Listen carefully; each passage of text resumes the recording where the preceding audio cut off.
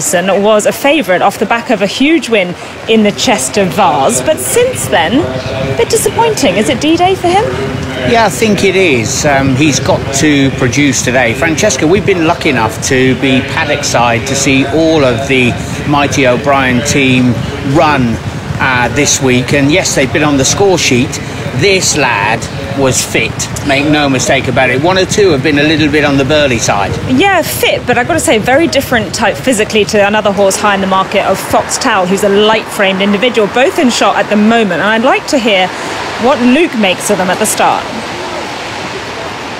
Yeah, some of these horses just getting a little bit upset. Let's just we can get nice and close. This is Andrea Zini. I'll tell you what, they're just over there. That's the one you were talking about. I don't know if we can get a shot of number 13 over there, Matt. That is Sir Dragonet. He's a horse that likes soft ground. He's standing there nice and quietly. So he right. Let's have a look at his Frank. He's straight in front of us. He rides cross baton here. Look, he's got the cheek piece on. He always wears them. He's one of the horses that's taking it really, really well. Nice and calm. Just see them putting a hood there on number 10, Mountain Angel, for James Doyle. But most of these horses, given what it's like down here, the worst thing is, and Jason will back me up here, the worst thing is for the jockeys, the reins get really slippery, and sometimes the jockeys actually lose control in the early stages, Jace.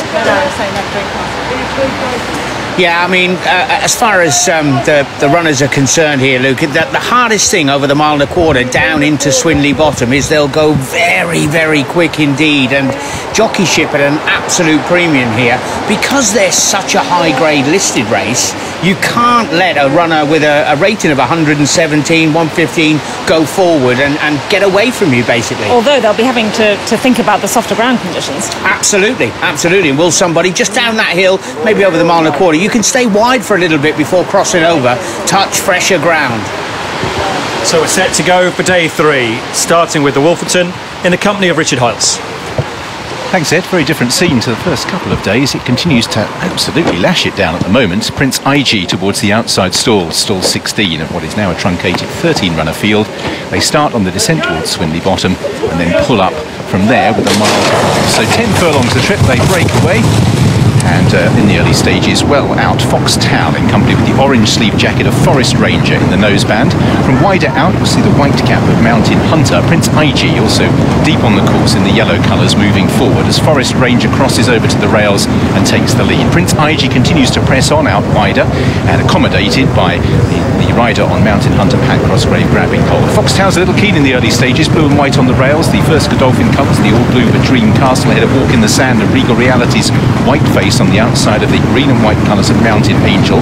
The back 5 include Extra Elusive, who races on the inside this stage of Crossed Baton. So Dragonet is held up towards the back in company with King Otica, and Cockalorum is at the back of the field. So the runners now beginning this long, steady pull up from Swinley Bottom, and out in the lead it continues to be Forest Ranger by a neck from Prince IG in second. Foxtel continue to over-race in third, on the inside of Mountain Hunter in fourth.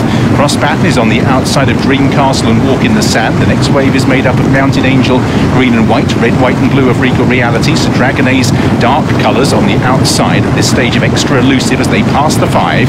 That's the halfway stage, with King Otica on the outside of Cockalorum. So continuing their progress towards the final half mile, Forest Ranger continues to show the way. From in second, Prince IG in the yellow colours. Foxtel races in third on the rails, just ahead of Mountain Hunter, then Crossed Baton.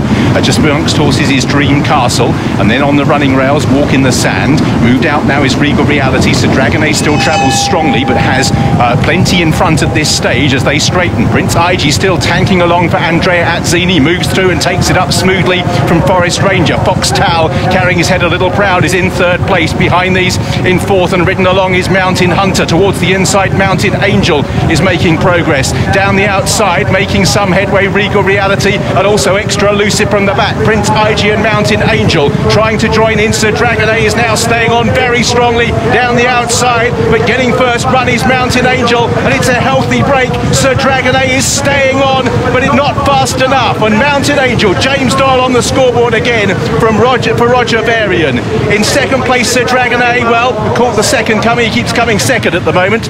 Back in third place, Regal Reality. Extra Elusive was there, and Prince IG as well. But unlucky here 12 months ago, Mountain Angel got a nice run up the inside, James Doyle. So Dragon A stayed on strongly, returned